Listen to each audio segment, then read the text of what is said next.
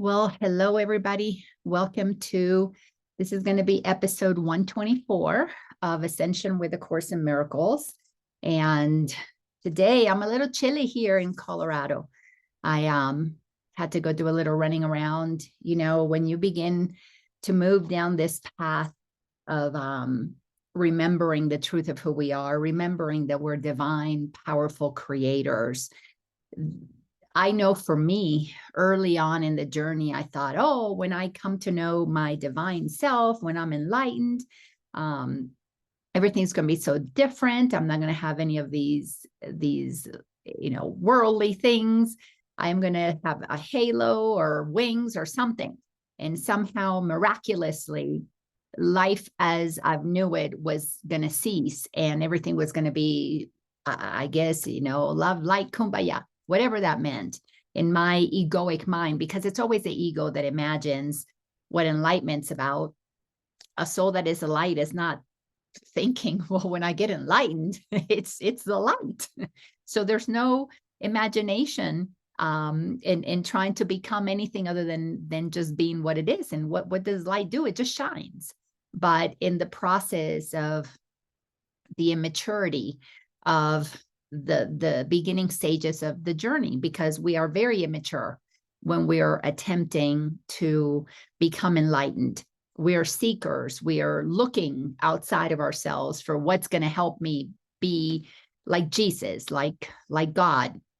So the process in the beginning is really, like I said, it's a very immature aspect of self that is moving in the direction of enlightenment. So it conjures up all kinds of ideas about enlightenment and about what transcendence is. And typically it's, you're going to levitate, you're going to do these miraculous things that, yes, some of those things are true, but that's not the goal of the light. The light doesn't want to be enlightened. The light doesn't want to levitate. The light wants to have a human experience without ego, without judgment. It just wants to experience being human in its purity.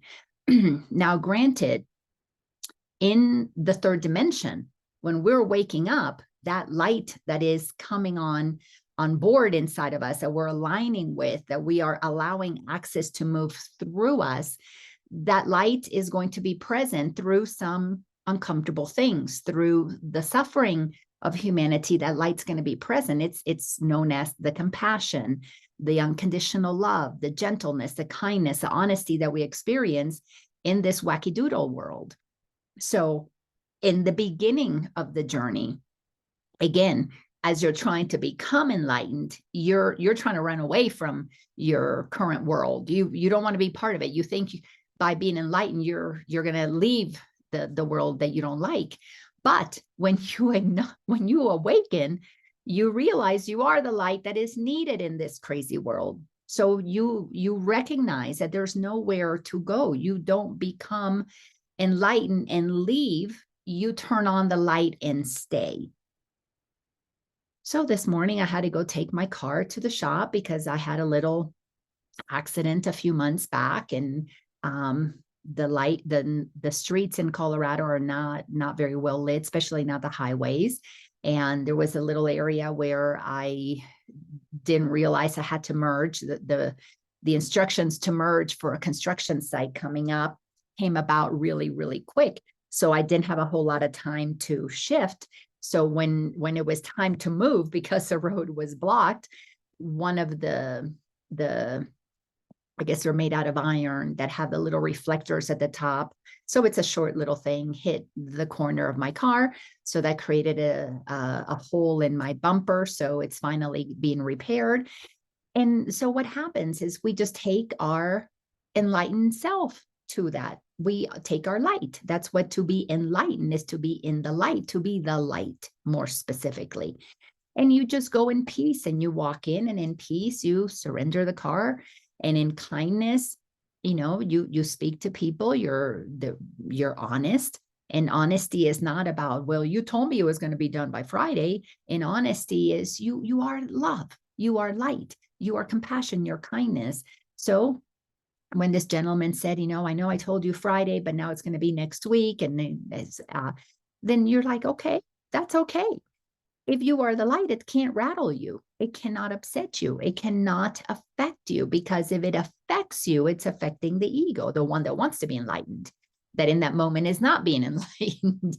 But if you are being the light, then you just accept whatever is as it is, and obviously in my human state, there are times that I still have those irritations. And when they happen, we have to be honest and acknowledge that it has happened, and we do the correction that is necessary. Pretty much it's just to forgive yourself for having moved out of your center, and recognize, okay, next time I will, or I will do a better job. As A Course in Miracles teaches us, we become vigilant for only the kingdom of heaven. And to be vigilant for the kingdom is to be vigilant, to be on guard, always being mindful, being aware.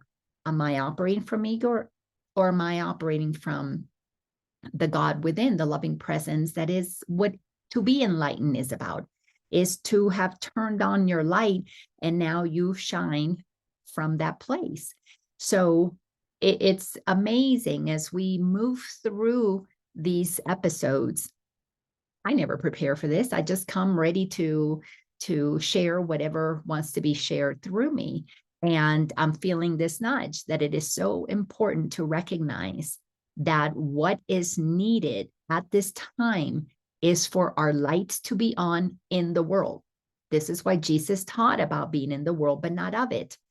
Once we understand that what we're doing is we're removing all of the blocks that we have built to the awareness that we are love.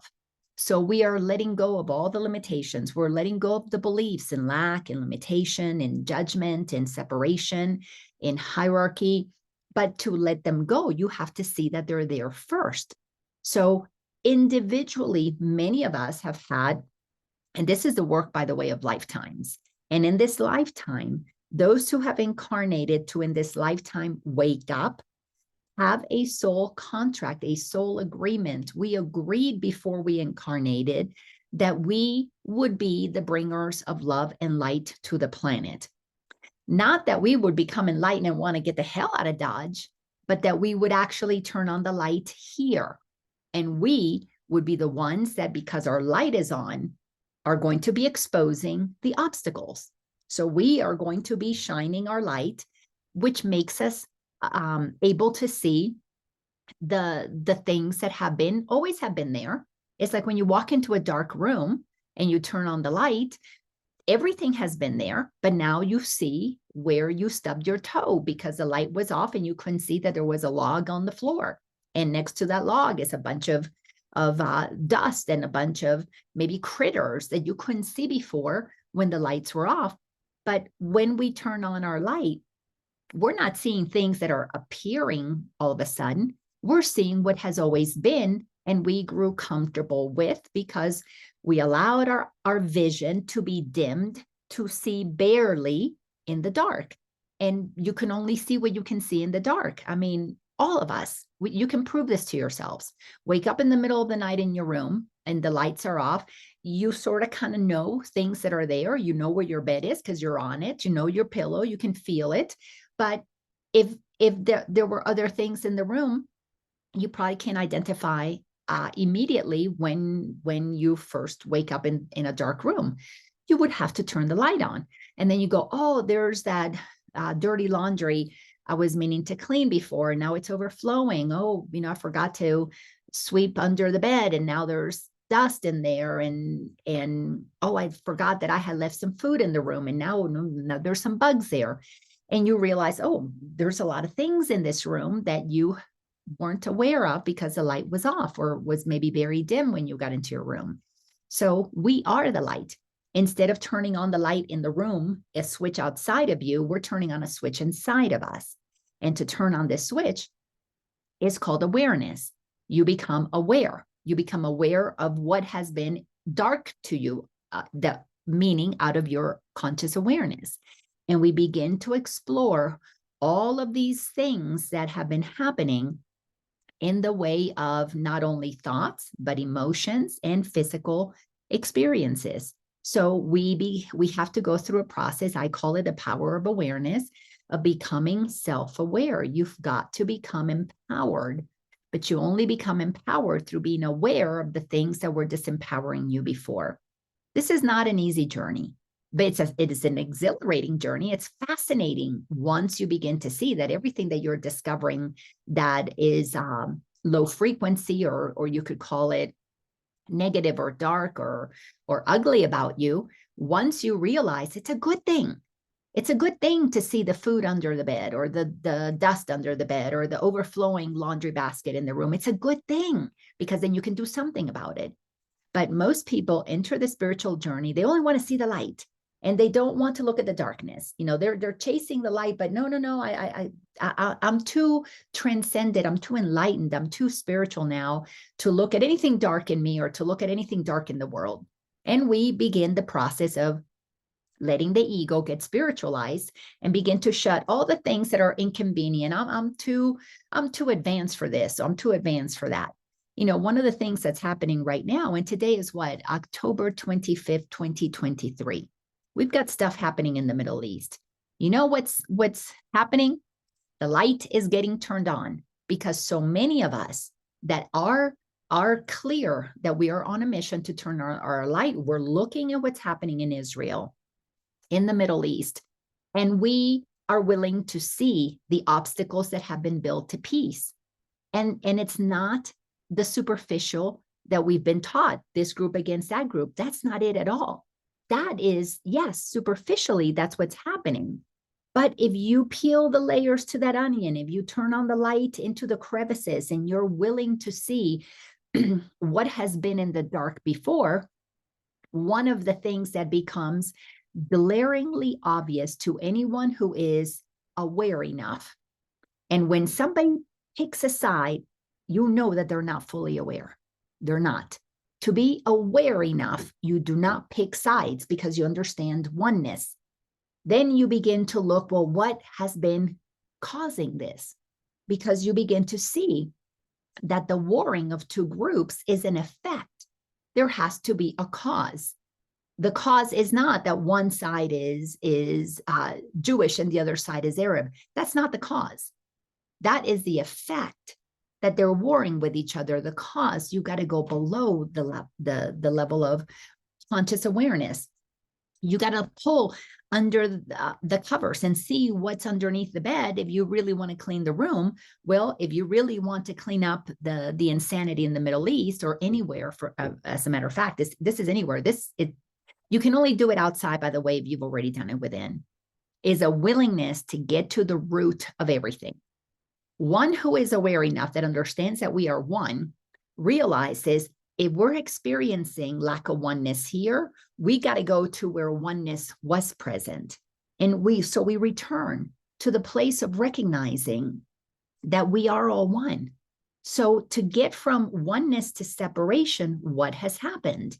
You've got to be willing to understand history. You've got to be willing to peel back the layers to understand what happens when people have power and money. You've got to be willing to do the work that returns you to the place where oneness was reigning supreme. And it could take, in our lives, you could look at maybe peeling back the layers in 10, 20, 30, 40, 50, 60 years of life. But when you're looking at something like the Middle East, you've got to be willing to go probably thousands of years because the conflicts have been there. We know, at the very least, we know that Jesus came to that area, which was already conflicted. So we already had those who were rulers who would put to death somebody who was speaking love, somebody who was the light, who came in as a light teaching oneness, who came in stating, you guys don't have to bow to anybody external. Then you've got to think, well, the people who are expecting others to bow to them, well, they didn't like that. That was very inconvenient for them. So what are they going to do? They're going to get rid of the messenger because they don't like the message, because the message is true. So they are right there, okay, this has been going on before 2,000 years. Are we willing to go beyond that? Well, that information is not shared on mainstream news. Mainstream news only tells you what's happening here. The blast, the this, the that, anything that's sensational, that activates your emotions, that activates your feelings, your righteousness, your judgments, that activates out here, keeping you unsteady. But those who understand truth, they're not watching the news. Number one, we're not watching the news. We see the headlights. And it's not because we don't want to know what's going on. It's because we know that to know what's going on, you don't go to the news. Very different. So you begin the process of doing research. And once you understand that you will know what you need to know when you are ready to know it, you are gently guided. That the information shows up and then you follow one and that leads you to another effortlessly. But you will have to, at the very least, go to the times of Jesus. So you got to look at 2,000 years worth of stuff. And then how did we get to what happened 2,000 years ago? There's more behind that. So through the process of becoming enlightened, we are really turning on our light. We are realizing that who we are is powerful, is intelligence, pure intelligence itself, with the ability to focus our light on whatever appears to be not light as well. Because if I'm light, if I'm happy and you're happy, what is there to look at? Nothing. There's just an experiencing of what is in co-creation and collaboration and cooperation. And then it's just creating fun. It's all fun and ease. But if there is darkness there, only one who has come to see their own darkness is able to look at the darkness of that which appears to be outside of ourselves. And listen, I said appears to be because in truth, there's nothing outside of ourselves. In truth, what we're seeing in the Middle East is a reflection of what has happened inside of us. It's a reflection of the corruption that we have had. Look at how we have been warring with ourselves. You know, there's the part of us that wants to go get this, maybe go vacation in this place or get a career in this area. And there's the other part that says, well, I can't afford it. I can't do it. I'm not going to make as much money or whatever. We have been warring inside of ourselves. That's no different than if you were to look at Palestine and Israel. It's the same thing. There's a war out there. There's a war in here. But what's behind that? Because see, who we are naturally would not be at war. So what's behind that? Well, there's corruption. There's an instigator. We have inside of us an instigator. It's called our ego.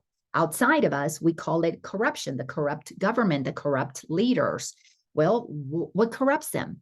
They're selfish. What is the ego all about? Selfishness. So as within, so without. When you begin to see that everything is a mirror, reflecting back where we are. See, somebody who doesn't go judge the Palestinians and the Israelis is because they're no longer interested in taking sides with their two dysfunctional selves, the victim and the bully. So they're going beyond that. They're going below the surface of that which appears to be the victim and the bully in me, the victim and the bully outside. You got to get to the root. None of us do that. Of our own, we do not do that. A child does not do that. Those are things that are learned. So if they're learned, it takes time to learn them. So we want to wake up from what's happening inside of ourselves. If we want to turn on our light, we've got to look at the ways that we have dimmed it, at the ways that we have made it dark. So the same thing happens on the outside, whether it's Ukraine, whether it's the Middle East, whether it's South America, whether, Venezuela. It doesn't matter where it's happening. You can look at Canada and see a lot of darkness in Canada. And it appears to be an evolved country. Well, a lot of us appear to be evolved and think that we're all spiritualized, but yet there's still a lot of darkness there, still a lot of hate there, still a lot of judgment there. So the peeling has to go on and on and on and on and on and on until we reach the place that we have gone far enough and connect back to the truth of who we are. And to connect to the truth of who you are, you cannot but reach the place that you know yourself as the one, as the creator of all that is. if you look at the movie The Matrix, the character's name is Neo for a reason, because Neo is one backwards. So when you begin to, or it's the words utilized there, from one to Neo, we're all Neo, asleep in the Matrix, getting back to the place where we realize that we are the one, because the one is the creative source. We can call it God, spirit, whatever you want to call it. When we come back to the beginning, until every human has done this internal work of self-awareness and reaches the place of, being the one creative source of all that is, until all of us come to that place, we're all operating at different levels of awareness. But once you reach the place of realizing, wait a second, we're all one, meaning we're all made of the same substance. There's only the one substance expressing itself individually in lots of different ways. Until we are there, we're not there, meaning we're at different levels of getting there. So we're at different levels of awareness. We're at different levels of research. We're at different levels of understanding how we got disconnected. So if you're speaking to somebody who has gone to the depths of their ego and has began the ascension process, meaning the returning to oneness, because see, we're all going to come back to knowing that we're all part of something absolutely amazing. When we're all individualized and totally, completely deluded into thinking that I'm just this point of awareness, that I'm just Laina and you're just Bill and you're just Susie and you're just a Palestinian or you're just an Israeli. Well, that's how we separate and segregate and operate from places of hatred, because we see individualized expressions and we see them as separate, and we think that they can be dangerous and affect us and hurt us. So we all have to go through the same journey, the same trek to ascension. We all have to get to the place where we are absolutely, completely clear that who we are, what we are, is the same. So we've got to come up to that place where we're all the same. And that's when we begin to accept differences. We're all the same substance expressing itself differently. It takes a while for the mind to get comfortable with this, because our minds have been trained into individuation being what makes us unique and special, and we defend it.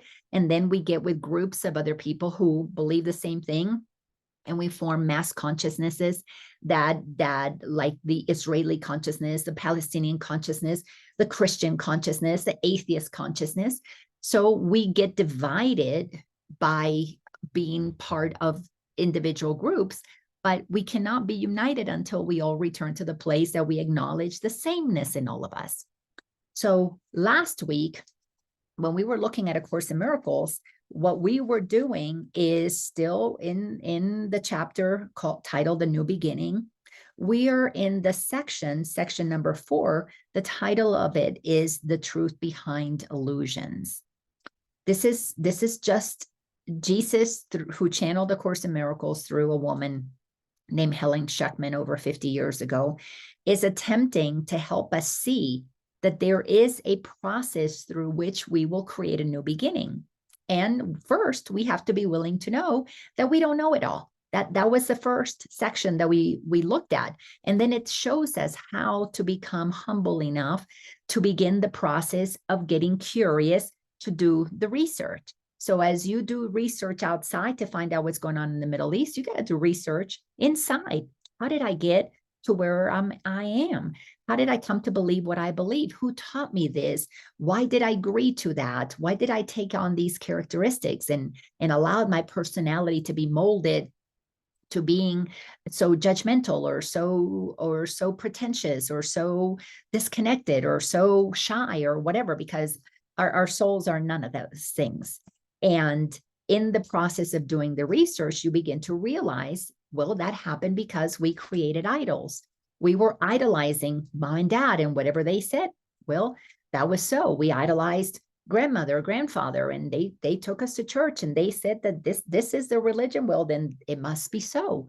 Then we went on to idolize the teachers who told us, you're not a good artist, you should be an accountant. So we said, okay, then you must be right. And then we went on to church and we idolized what the preacher, the minister, the rabbi, the father, the whatever you call it, said. And then it must be so. And then we began to become old enough to understand that there are laws and regulations, and there's a government, and there's a mayor locally, there's a governor for the state, and then there's a president. And now, we got this new world order. So there's Klaus Schwab or Bill Gates or whoever. And then people say, well, then they've got the most money, so it must be so. So we have to go through a process of looking at all of the idols that we have agreed had more knowledge than we did, had more power than we did. And little by little, we question the beliefs, we question the idols, and we go through a process that can be, it doesn't have to be this way, but it's often very painful, because you feel like you're betraying your mother who taught you this religion, or grandfather or whatever. That you feel like there's a process of betraying those that you trusted. But we have to go through that. Jesus tells us 2,000 years ago, somewhere in the Bible, and I'm not a Bible scholar, I really have not studied the Bible that much. I have focused primarily just on what Jesus has said, and that's pretty much about it. That's in most books. It happens to be like the red letters. But Jesus said, at some point, you have to leave your mothers and fathers, meaning we have to leave the agreements, the people that we agreed to believe. We've got to leave that behind. We have to be willing to become mature enough to connect within ourselves and find our own truth that is not filtered through the perceptions of mother, father, teacher, preacher, government, media. We have to come to the place where we know it's true for us, but we're not interested in teaching it to anybody else and telling them what to do. You just know it for you. But when you know it for you, when you come to the truth for you, it's because you've tapped into the truth that is eternal, that is universal. And everybody is at different levels of getting to that truth. So if they haven't done the work of questioning their mom and dad, well, they're not owning their own truth yet. So they may still be defending what they were taught. So if the Israelis are defending that they were taught to fear the Palestinians, and the Palestinians are defending what their parents and their government and their religious leaders taught them it was true about hating the other side, they're not far enough on their journey. Now, those who have moved and they're not listening to external authorities, they're not listening to what mom and dad said, and they are coming to the place within where we're the same. Excuse me. They are coming to know the truth that is the same for everybody else. That's why when we really get to the root of anything, everybody wants peace. Everybody wants happiness. It's at lower levels of consciousness that we seek safety, that we seek money, that we seek somebody to like us and somebody to approve of us. Those are lower vibrational things. Yes, I said safety. It's a lower vibrational thing, because when you come to know God, you know that you are safe in the mind of God. You know that you're being imagined by God, because you know none of this stuff is solid. To come to that place of awareness is to have transcended all of the lower level beliefs that keep us from knowing the truth. So when you get to the point that you don't care about, you're going to kill me, you're going to crucify me, that's okay, as Jesus exampled for us, as so many Palestinians and Israeli, they're not afraid to die for the truth that they know is true. They're not afraid to die for everybody's liberation. That is one who has really done the work of transcending the limitations of the body. But if you're still looking for safety with money, safety with, the government keep you safe, go bomb those people so that they don't come here and hurt me. If you're still looking for safety, you're not free at all. Because to be free means that you don't need anything outside of yourself to feel safe and abundant. It comes from within. So as we continue to look through these particular lessons, the truth behind delusions, Jesus is telling us that we tend to attack what we to the ego we know is never going to make us happy, because in the attacking is where we maintain the illusion. So we attack the other side, let's say back to the Middle East, you attack the one side versus the other. By attacking them, your ego has you convinced that the power is outside of you, so that you will never see that the power is within you. So the ego will constantly attack the very thing that will never satisfy you. It's not possible, because it keeps you in a state of conflict internally and externally. Then we begin to realize that there are rules. There are very specific rules of cause and effect that govern the entire world. And the ego doesn't want us to understand those rules, doesn't want us to research that, because to research that exposes the ego. And once you expose the ego, who is going to side with the ego when you understand the power of God? Nobody will.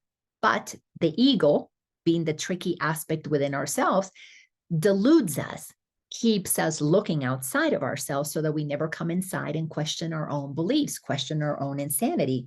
So it goes on, to share just such beautiful, important things for us to see. And it lets us know that the ego appears to convince us that there are rules that have been broken, and they broke it, not me. They're the ones who are not following the rules, not me, so that you don't get to the place that you understand the laws of God that govern everything. Because until we get to the place that we acknowledge the same laws for all beings, we haven't gotten outside of the matrix. Okay? Because when we get outside of the matrix, it's the exact same thing for everyone, because we're all created not only equal, but God endowed each of us with the same inalienable rights. And until we get to the place that we grant everybody those rights, because we have come to know that they are our rights as well, we're not there yet. So in paragraph 4, let me start reading what it says here. So reality observes the laws of God. So reality, we've got to understand that there is a reality that is God's laws, and then there is an illusion, a virtual reality that is of the human laws that are made up. This is why we can see so glaringly obvious now, the rules that man has made apply to some, but not to others. When you begin to see what's happening in the world, that one political party can do something and attack another political party, but what they attack this other political party does not apply to their own party, you can begin to see, oh, rules for me, but not for thee, rules for thee, but not for me. So the human laws, when they are utilized by the ego, they will absolutely apply to some, but not to others, because the ego plays favorites. That's just the way ego is set up. There is a hierarchy. And we have been all conditioned to believe that if you have more money, well, you have more power. Says who? Says who? Especially when you see that money is nothing more, when it's backed by nothing, it's just paper. So if I wanted to and consider myself rich, I'd just go to the store and buy a bunch of green paper and start cutting it up and put on there, $100. It's no different than what the government does. I can print my own paper, but here's where the laws are so different. If the Federal Reserve prints the paper with nothing backing it, that's okay. That's money. But if I print it in my house, I got a great little printer there. If I were to print it and make it look exactly the same, then I'm a criminal. So our minds have been brainwashed into believing in double standards. So as you get clear about what you must do, all of us have to peel the layers until we all get back to the same truth, get back to the very beginning where it's the same for all. That's where we all come from. So reality observes the laws of God. and not the rules you set. You, meaning humans made up, egos made up. It is his laws that guarantee your safety. Because, if you know that you are a child of God, if you know that you are eternal, what fear could you possibly have? If your safety is because God has imagined you eternal, what other safety could you be looking for? If you're looking for safety in the world by having stuff, by having your own place, by having security guards or gates or codes or security alarm systems or whatever, or government securing borders, if you're needing all of those things, you haven't reached oneness yet. This is why Course in Miracles is so intent in teaching us honesty. The spiritual journey is filled with tons of deception because there's a sense of self-importance and, oh yes, I know something other people don't know. And yeah, there's some accuracy to that. As we begin to wake up, we do know things that other people don't know. Obviously, we're more awake than they are. We've turned the lights up a little bit more. They might be more in the dark. So yes, there is truth that we do know more, but the lie is that we think we know it all. And while we think we know it all, then we are blocking, our ego is definitely utilizing what we know as a barrier to more knowledge, more awareness, more wisdom. So I'm sharing this not to have anybody feel bad that, oh yes, I'm trying to keep safety, and I lock my doors. Although we lock them here mostly to keep the dogs inside than anything else, but it's just part of how we operate in the world when we're still under the trance, under the illusion of the ego. And honesty is what allows us to say, you know what? I'm driving my car to a bad part of town, so I'm going to lock the doors. But I'm going to lock the doors because I don't have faith in my power to protect whatever is mine. I need a mechanism. I'll feel better with a mechanism. So that's a level of honesty. I need something on the door to keep what's inside the car safe. And then another level of honesty is, well, I'm still trying to stay safe and believe that things that I have are valuable and they're important because I don't really trust that I'm in the mind of God. So there's different levels of honesty that we have to go through. And that's so important to understand this.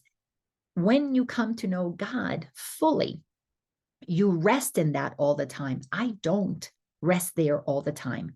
I still have my moments of egoic, get caught up in the illusions of the world, needing, to pay my bills so I can have a place to stay. And then I've got to go, wait a second. No, I don't.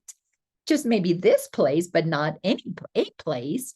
So I've got to reel myself back to the truth of who I am as well, because I practice radical honesty. I don't like lying to myself. Now that I know the truth, to tolerate lies, it's just not acceptable to me anymore. But when I lie to myself and think that I know how to make myself well, or that I can keep myself safe, or that I can keep myself protected, or that something external to me does that, well, I acknowledge, okay, I'm playing the game of duality. I'm playing the game in the 3D world. Then I do my best.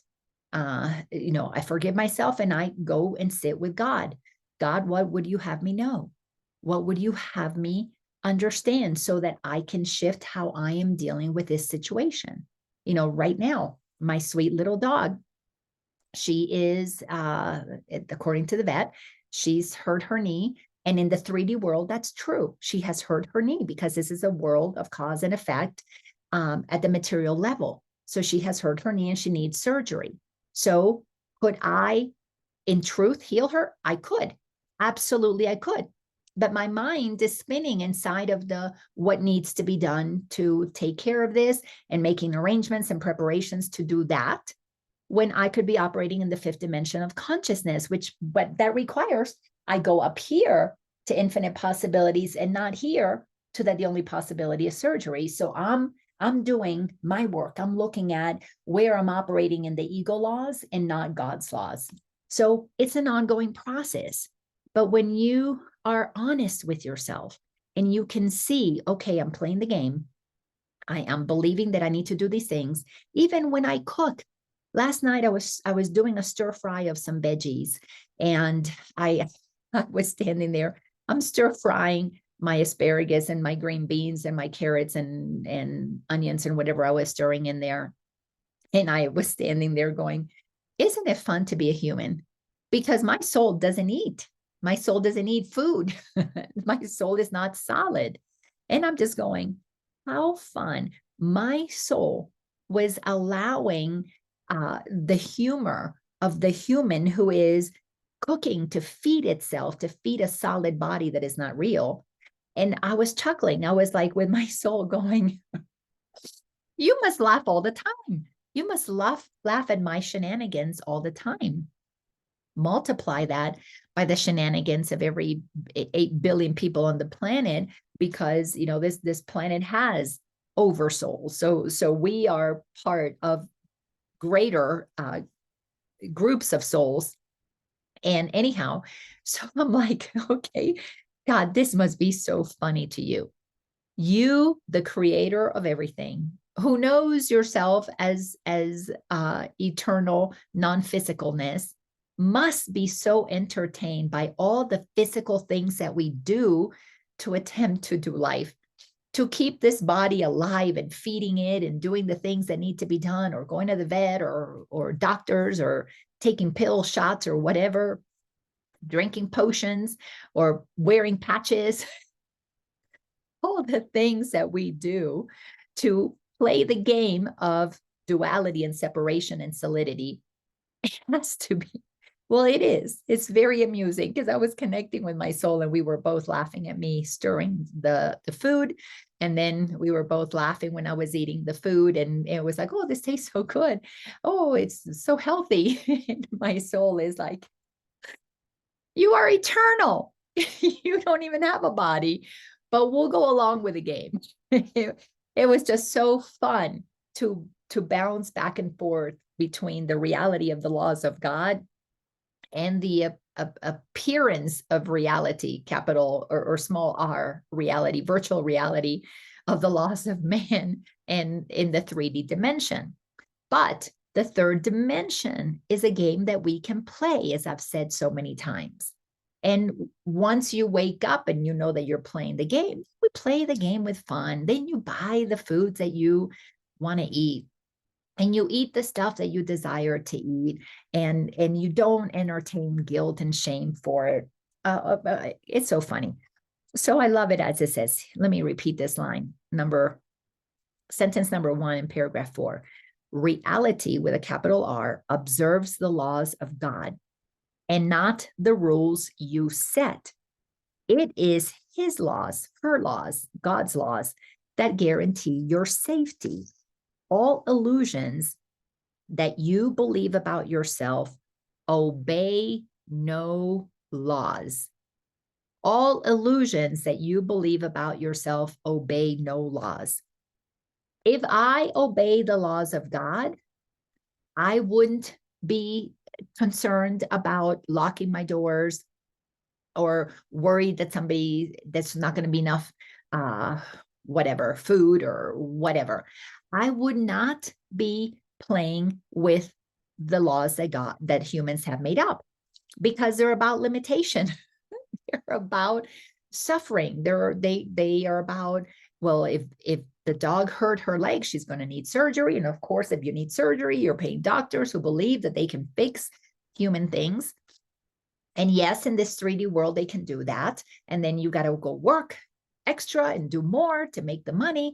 So it's these crazy laws that we have agreed to participate in, where if we follow the laws of God, it's instant manifestation. And just as Jesus said to Lazarus, get up and walk, I could say to Sandy, your leg is fine.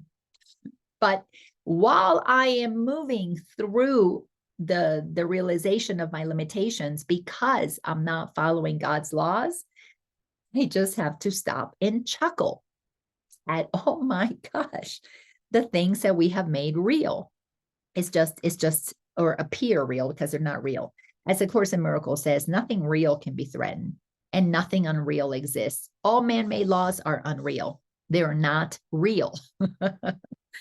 They seem to dance a little while according to the rules that you set for them, but then they fall and cannot rise again. That is what we're observing in the world right now. The laws that we had all agreed to for finances, they're crumbling. The Federal Reserves, the central banking, all those were made up rules by people who thought that they were in power, that they had power over us, because we said they did. We idolized them, and we said, well, I voted for you, so you're going to make those rules for me, and I'm going to have to live by them. So we gave power to people who forgot that their power comes from God too. Our power comes from God too. So we create this game of bullies and victims, make some to let them be the dictators, which is really what it happens when you idolize and give power and money to those outside of you in the 3D world. Those are the games down here. That's it. If you don't want to play the games of broken bones and money and power, then you got to get out of there. Get out of hell. Get the hell out of hell. You've got to go into a dimension where you can see more clearly. And that is what this journey of ascension is all about, to begin to question. Go see what's happening. But to move up, you got to look down. You got to see what were the rules that kept me tethered to this density in the 3D world. Because all of those rules that we have been agreeing to are made up. The next sentence, 6, they are but toys, my child. So do not grieve for them. Don't grieve for the good old days. Don't grieve for that, because the end that is coming is an end to what gave you a false sense of safety. You're going to be excited about that. A government that can change the rules, that can increase your taxes, that can increase interest rates, that can move things and create inflation. Why would you not be excited about that crumbling? Because it's all made up. And because it operates in duality, it serves some, but not others. So be excited that those silly, childish games are ending. But you're not going to be able to do that with peace in your heart if you haven't grounded yourself in the truth of God, if you haven't grounded yourself in what are God's laws. Because until you're not attached to this body, meaning that you're willing to die for the truth, if if operating from the truth of who I am is what you deem to be the most important thing, then you don't care if your body vessel is shot or crucified or utilized as a human shield, if that shows that you are not afraid. But to get to that place, you're going to have to do a lot of shifting and lifting, shifting from those old beliefs and lifting to the higher truths of God. And to do that, you've got to be radically honest. You've got to be honest. If you have accepted that you are non-physical, you should have zero attachments to anything in the physical world. Because until you are unattached, you can't then be in the world and not be of it. You can't then be with whatever is happening in life at the insanity of all of this. Because until you realize that this is all made up, and everybody gets an Oscar because it is all made up. Everybody's acting parts and roles for the purpose of us experiencing it as real by agreement. So to let go of agreeing to that which is made up and causes suffering, you must be willing to be honest about where are you on that process. Again, the ultimate test, the absolute ultimate test is that you know that you are non-physical. Until you can state that, and not walk around worried about the solidity of things in this world, you're not 100% free. You're in the process. It's like a hot air balloon that is weighed down with lots of sandbags. Yeah, every time you cut a sandbag, it goes up a little higher, it goes up a little higher. But that balloon is not free until it has completely untethered itself. And sometimes the only thing that might hold it is just one little rope. It's not even a bag of sand. But until you let that go, you are still tethered to the 3D world, meaning you're operating by made up laws, by people who make them up, that serves them and not you. So funny, so funny. So let me repeat sentence 6 about all this insanity, all these rules that we have been playing with. They are but toys, my child, so do not grieve for them. Their dancing never brought you joy, but neither were they things to frighten you, nor make you safe if they obeyed your rules. They must be neither cherished nor attacked. This is so important, but merely looked upon as children's toys without a single meaning of their own. What is happening in this time of transition? We are coming to the place that we have to make a choice. And the choice is very simple. I'm going to sneeze again. Excuse me. Okay. The time of transition, we have to pick. Are we grounding ourselves in God's laws? Then the shift that we're going to be experiencing is a shift in consciousness where we must operate by God's laws. And that means we have to respect, obey, trust God's laws. You can't be worried about your body if you're going to transition to the higher dimension. If you're still in fear, if you still believe you need someone else to take care of you, you are going to remain in the lower realms of consciousness. That means that you are buying a ticket, you're choosing a ticket of another 26,000 year cycle, however many incarnations that takes, of moving through a spiral of time that grounds you in a lower density, more of the human bullshit, plain and simple. If you believe that this stuff is real, then that's what you're saying you want more of, because we live in a world of cause and we live in a plane. This is universal law, cause and effect. If you, and because you are a powerful creator, made in the image of a creator to create like your creator, then you will create for yourself another 26,000 years. That's what you're signing up for. The difference at this moment in time, in all of creation, is that we're getting the ability to make that choice while we are incarnated. Normally, typically, that choice is done after we transcend the physical vessel, and we are on the other side deciding, am I going to incarnate? And at this time, we all chose to incarnate, knowing that while we were incarnated, while we were in physical form, we would choose what would happen in future lifetimes while we are here physically situated. So if you are siding with the outside has power over you, you are signing up for 26,000 more years of that cycle. If you have decided that all power is within you, you are choosing to go through a cycle. And it'll be a lot longer, 26,000 years, because this is a spiral. This is 26,000 years. That is way bigger. And what comes after that is even bigger still, because it expands. It contracts. It contracts here in the 3D world. It expands when you move into the 5th dimension, because we are allowing for more of the truth of who we are to be accepted. When we don't allow more of the truth, well, the cycle is less. 26,000 years. Wow, that's 20 some odd thousand incarnations if you happen to live them out at 100 years each. I don't want more of that.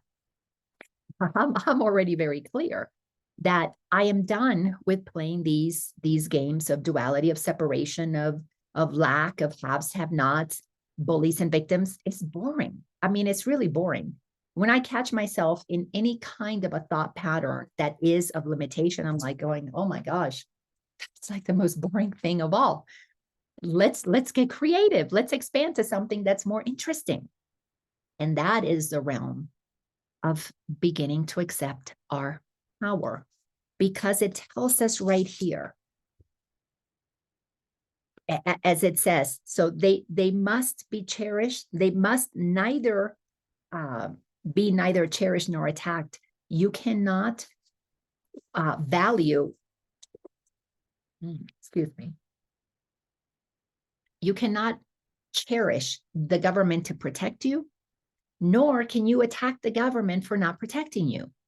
You've got to realize it makes laws, it makes up rules, it breaks the rules, it does it for some, not for other.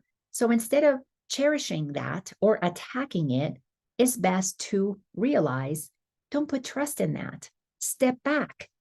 Merely look upon it as children's toys without a single meaning of their own. They're just there to play with. They're just there to give us an opportunity to have an experience, but they have no power in and of themselves, those toys. See one in them, one bit of power in them, one bit of meaning in them, and you will see them all.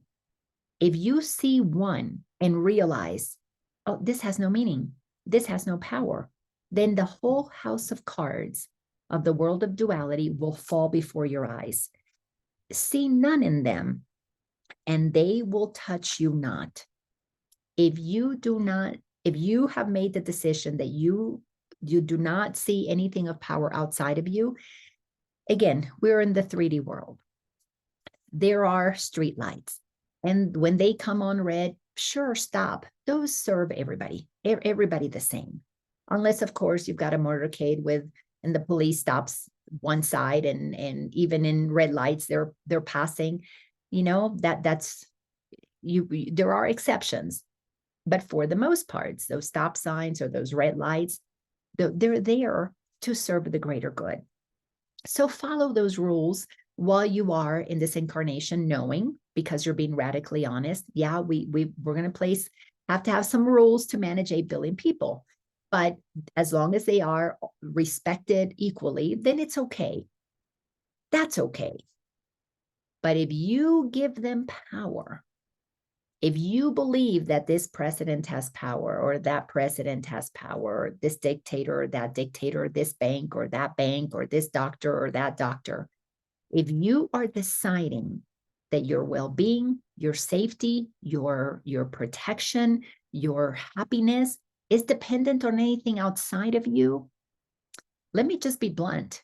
You are fucked, because you have placed power in something that has zero power because it's being projected from you. We are projecting the world out there to give us the opportunity to have a mirror to help us see, am I here? Am I grounded here as a presence of awareness? Or am I out there looking for love in all the wrong places, looking for safety in all the wrong places? That is what this shift in consciousness that we're in the midst of. And as I understand it, as listening to not only different channels, but listening to my own guides, 2030 is the end of this portal. We have this decade, and it's so fascinating. I've said it a million times, so sorry for sounding like a broken record. The 2020 decade, 10 years, because we need in human time, because we're playing the game of 3D, so we need time. We are being given 10 years to look at what is happening and to pick a side. Now, this is not to pick a side based on the Americans or the Russians or the what do you call them, the Jewish people or the Palestinians. This is God or ego, truth or illusion, love or fear, period. 10 years. And if by now, 2023, you're not seeing clearly yet to stop looking outside of yourself, then 2024 is going to rock your world, because 2024 is going to come in. I think is going to happen before that. This intensification of what's happening is going to really come to the brink of a possible nuclear war. Now, I absolutely know that a nuclear war is not going to happen. That's not going to happen. But I am on this side knowing the truth. That's not going to happen. But if you're over here and you're afraid of a nuclear war, well, we're going to have to take you to the brink of it to scare the crap out of you into being willing to see what is happening. Whatever it takes to wake up the many is going to happen. Because, see, we have a creator who is allowing us to play the game however we want to play it. And if we're being stubborn and we don't want to wake up and we still continue to believe that the toys have power, that the people that we have given positions, that we have elected, that we have placed there, have power over us. If we're still playing the game of poor me and they've got all the power out there, and we're believing in a pyramid, a hierarchy pyramid, then you need something serious to wake you up. If you, on the other hand, have been through a gentle awakening process, as many of us have who have been on this journey 10, 20, 30, 40 years, then we made the agreement before incarnation that we would take our time. It would be a little slow, but eventually we would get there and we would come to know the truth, and we would side with God's laws and be under no laws but God's. The rest agreed to incarnate and said, you know what? Surprise me. Let's see what it's going to take to wake me up. And they are going to be surprised. And it's going to be a rude surprising for many. Let it be. Don't cherish one side. Don't judge another side. Do not be willing to cherish something or attack the opposite. Don't play that game of duality anymore. Begin to make a decision to ground yourself in singularity. You are one. Yes, in the fifth dimension of consciousness, we all know that we are one, but nobody needs to be in charge of anybody else. Nobody is going to be corrupt and need to inflate themselves, because we will all know that we are creators of our own reality and we understand the laws of cause and effect. We know the truth. Here, we have been lied to. We have been told that power is outside of us. Now you've got to do whatever it takes to get that power back. And the only way to get that power back is by stop believing the lies. That's where your power comes in now. Stop believing what is not true. Let things go. How do you do that? You got to research. You got to dig deep inside of you. Every belief that you have, lift it up, look at it, find out who gave it to you. Where did this come from? Do whatever you need to do until you don't need to do that anymore. That's just part of the process. But then the next step is if you can write out the truths for you, and they're really simple. You are one with all that is. There's no separation. You are non-physical. You are loving. That's all there is. Peace is your natural state of being. Abundance is because you're a creator. When those become your truths, then what else matters? What else do you look for outside of yourself? Why worry about the dollars in the bank account when abundance is your natural state of being? Then you trust that you get what you get whenever you want it. That's what's separating right now into two different experiences. By the end of 2030, when that portal begins to close, see, things are intensifying to push more people into, and when I say push, not to force anybody to choose truth, but to cause a catalyst that gets more people to sign up for the truth, because we are all children of God. And the majority, I'm going to say the majority of humans, I'm going to say 85, 90% really want to be over here, but they're going to need something to move them. We, those who understand this, are anchoring the light, the truth. We're just peaceful through the process, gentle through the process. We're showing what is possible. when you sign up to believe and trust only God's laws. So we're being examples of that. That's what we signed up for. If you're listening to this, you signed up for that. So on that side, you just hold the light. You just ground yourself in that truth. On this side, you're either going to need a push, or 2030 is going to come. The completion of the cycle will happen, and you will be locked in a frequency that, yes, we might all be on the planet. Your mind will be in a state of fear. And those that have crossed the threshold and have entered into the fifth dimension, their minds are going to be free. These are going to be co-creating a world that works for the greater good. These will still be trying to one-up each other. They're going to be operating in the Hunger Games, because some will have and some won't have. But that is your choice as a creator who is saying, no, I want more of this. That's why we can't criticize anybody who wants more of that, because they haven't gone down far enough. As they say in the 12 steps in AA, I know this because I know I had an alcoholic father. Until you hit your rock bottom, you're not prepared to come up. Well, a lot of people haven't hit their rock bottom, and they want to go for another ride, because that's when they'll hit their rock bottom as a soul. That's when they'll have that experience. Then they can start their ascension. Now we're at the bifurcation of timelines. How amazing is that? We get to pick our future incarnations while we're incarnated, and not from the other side. You don't have to die now to have eternal life. You have eternal life while you are in a human body. And then you enjoy it. And when you're complete with it, then you lay it aside, like you take off your robe when you're ready to climb in bed. Isn't it amazing to be alive now? All right. So with this, if anybody has any comments, any ahas, any nuggets that you got from this call, please unmute yourself. If not, know that I'm so grateful that you guys are here. Obviously, I share these transmissions come through me. I don't plan anything. I open up my mouth and stuff. Whatever comes out, comes out. And it's absolutely brilliant and wonderful, because I get so much out of these things. I've got to go back and listen to a couple of things that were said that was like, whoa, that was a good one. But anyhow, if you're just watching this for the first time, all the previous episodes are on my YouTube channel at Laina Orlando. And I'm just thrilled to be on this ride with you. All right. Nobody's unmuting, so we'll just let it go, and we will see you next week.